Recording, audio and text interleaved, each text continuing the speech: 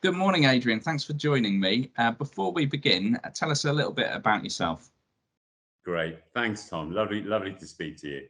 So my name's Adrian Del Maestro. I work in PwC strategy and basically, like all consultants, we wear many hats. But I think the key ones for this conversation is I am responsible for thought leadership. So where our firm has a perspective on market trends, everything from oil and gas to low carbon, that typically falls on my patch.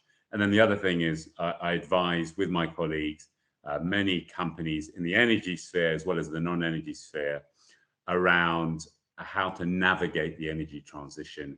And given what we're seeing now in terms of the geopolitical crisis, you can imagine we're getting a lot of queries. Indeed. And I really reached out to you to do this interview after reading an excellent piece that you wrote for the CBI around how CEOs can manage some of the spiraling costs at the moment. Can you, just for our watchers, tell us a little bit about that article and the advice that you were giving? Yeah, sure. So in the short article, which we did for the Confederation of British Industry, we tried to highlight some measures that companies can take to mitigate energy costs. I have to put a caveat up front, which is, if you're a corporate that's heavily exposed to energy as an input cost, the reality is there's only a certain number of things that you can do. But just generally, as good practice, a few things companies should think about. Firstly, what's your hedging strategy? So clearly, if you're hedged for prices going forward, you're in a good place now. If you're coming out of that hedging contract or thinking of doing a new one, you really do need to figure out which period you want to hedge for. And we'll probably touch upon this later. But for example, a lot of the industry commentators are talking about this coming winter being a really tough period.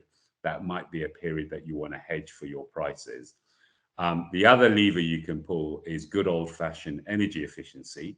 It's often an area that's the easiest to address demand management and sometimes is overlooked. And it's things such as, improved insulation in your corporate offices, buildings, operations, use of energy efficiency lighting, deployment of rooftop solar PV, for example, a number of those measures. The other things you can think about, demand management. So if you can switch your operations to work either earlier in the day or later in the evening when it's not peak demand, that's something that to consider. And clearly, given the way that post-COVID-19 now, we have a much more flexible workforce. If you can encourage remote operations under your colleagues working from home, or maybe shifting your office from a large one to a smaller one that's more energy efficient. Those are clearly aspects you can consider. And the last two things is around analytics and education. So I think it's a good time to invest in energy demand analytics that can help you monitor what your energy consumption is and where those savings might be, and you can track progress. And I think also it's really important just to educate your employees on improved energy efficiency and energy demand management. I think all of us as consumers are a lot wiser now, given where prices are going. But I think it's something you just need to inculcate into your workforce so that it becomes automatic about being careful about how you use energy. And of those levers, are there any which you think should be kind of top of the list of priorities for quite diverse sectors like the bathroom industry? Yeah, it's a good question. I think some of them are short term, some of them are longer term. So I think in the short term, definitely the hedging aspect, where you are and what you may need to do in the future. I think the analytics is actually quite important, because if you've not invested in it now, it's something that you really can have quite an immediate impact if you can see where the opportunities are. I think over the slightly longer term, the energy efficiency measures are really important as well. So, Adrian, many of our members have very gas-intensive processes, either here in the UK or perhaps on the continent or further afield. Given what's gone on with gas pricing, what has gone on with gas pricing over the course of the last year? It's a very, very good question. So I think the important thing to remember, there's a tendency sometimes to look at the geopolitics now as being the trigger for what we're seeing with these very high gas prices. And actually, that's not the case. We already had issues with gas prices at the beginning of 2021. The war has exacerbated that. And so what's important to remember is 2020, height of the pandemic, we had energy demand pretty much reduced dramatically in a number of areas. 2021, you saw this post-COVID economic recovery, so really strong demand for gas, and supply was constrained, not enough gas could come onto the market. And then we've had this crisis now emerge that's exacerbated it. So that's the genesis of that. So it's basically a mismatch between supply and demand structurally that's been going on for at least a year or so. Looking forward, I think the reality is we're in a high energy price environment. So even if the conflict were to end tomorrow, that mismatch between supply and demand is likely to carry on. So we're in a high energy and price environment, and it's likely gas prices are going to stay volatile for certain and potentially elevated for the next 2 to 3 years. We've another kind of high cost area for bathroom manufacturers at the moment is shipping. And there's been an enormous amount of volatility around shipping container prices. Is the same sort of dynamics at play here in terms of that coming out of a pandemic and the demand all over the place and just volatility? Shipping starting to slowly come back to a more stable kind of footing on pricing. What's the prognosis for gas prices, for instance? So I think your shipping analogy is a good one, because that's a good example of the adverse impact we've seen on global supply chains post the pandemic. So I think everything with shipping, transportation, the movement of goods, it's all struggling to meet this wave of demand that we've seen with the growth up until recently, post COVID-19 with the economic recovery. So I think these are all different factors that are pointing to a world where you have very strong demand, constrained supply, and that's what's pushing up those prices around storage and around shipping. And you're seeing this also just more broadly, again, the crisis in Ukraine exacerbating that. You're seeing energy commodity prices going up, being very volatile, but also non-energy commodities. Everything you've seen, steel rise in prices. You've seen base metals like copper, which are pretty critical to the energy transition. You've seen those rise, as well as those elements critical to battery technology, lithium, cobalt. So I think this is all part of a broader story of supply chain inflation that we're seeing. Adrian, how do you envisage wider kind of business energy costs playing out in the medium to long term? So I hate to be the harbinger of bad news. This is not a blip. I think we're in an environment now where you're going to see very volatile energy prices and potentially high energy prices for the medium term. I mean, I've talked about 2 to 3 years. I think it's that kind of horizon. Gas prices will be extremely volatile now, given the geopolitics that we're seeing. I mean, you only have to read the news recently. You're seeing a proliferation of gas disruption across Europe. You're seeing a number of EU countries, they have a 3-tier emergency gas plan. A number of those countries on tier 1, Germany's on tier 2. We're enjoying this wonderful hot weather.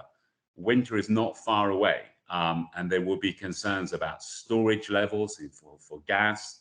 And I think we're in for a tough winter. So I think gas prices, you're likely to see continue to be volatile and high.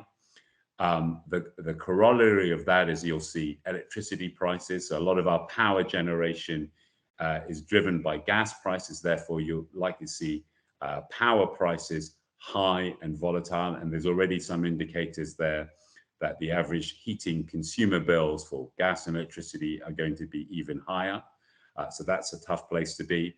And then when I talked about that mismatch between supply and demand, That's certainly been the case with oil. It's a very strong oil demand, weak supply, constrained supply, and you're seeing petrol prices at the pump now go high.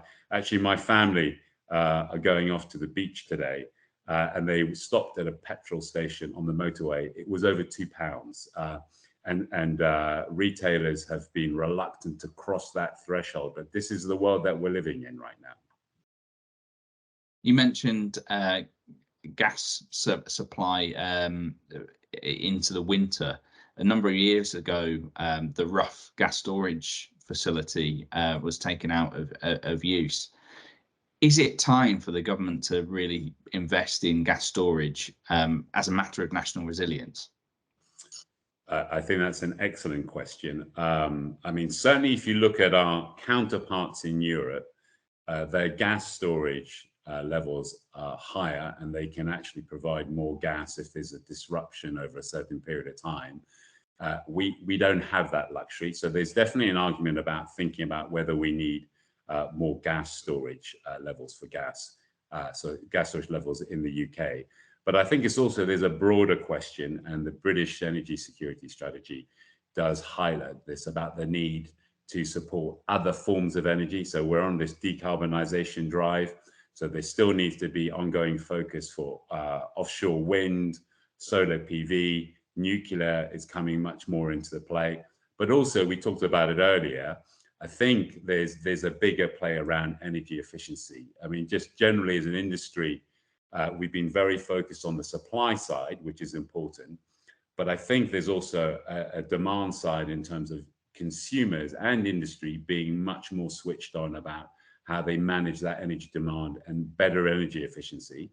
And that might be an unpalatable reality for some consumers, but I think that's the world we're moving to. And certainly, you know, yeah, as manufacturers supplying domestic retrofit, bathroom manufacturers actually see themselves as having a role in helping reduce domestic energy demands. And that's something we've been advocating through the national retrofit strategy alongside many other colleagues in the Construction Leadership Council. So yeah, we certainly endorse that view on energy efficiency, Adrian. One final question, if I may, around decarbonisation. Our industry is really quite complicated in terms of integration into global supply chains. Very, very difficult to measure, let alone abate the scope 3 emissions within bathroom manufacturing. For complicated sectors like ours, how can they really start to move forward quickly towards net zero? So, Tom, another excellent question. So let's just put this into context. The IPCC, the Intergovernmental Panel on Climate Change, came out with their 6th annual assessment a couple of months ago. And they said, basically, if we are to carry on that pathway to hit 1.5 degrees, we have to reduce global greenhouse gas emissions by 42% by 2030. That's not a long way away, and that's a lot of emission to reduce. So I think there is this very, quite rightly, a big push to address climate change and reduce emissions. And therefore, you're seeing a lot of industry now coming out with net zero ambitions. Scope 1 and Scope 2 are the easier ones to address in terms of emissions. And just so that everybody knows, Scope 1 are those emissions that you generate from operating your assets. Scope 2 is from the energy imported. So think of supply of power, electricity into your business.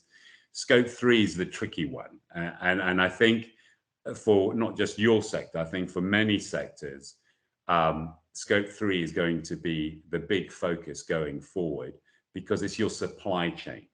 And therefore, I think what we're seeing just broadly is companies that are reviewing their supply chain, having expectations that they have net zero ambitions, that they're setting targets to reduce their emissions. I think it's awareness of what needs to be done. So I think setting targets for reducing your Scope 3 emissions and having well thought out embedded plans to reduce those emissions over time.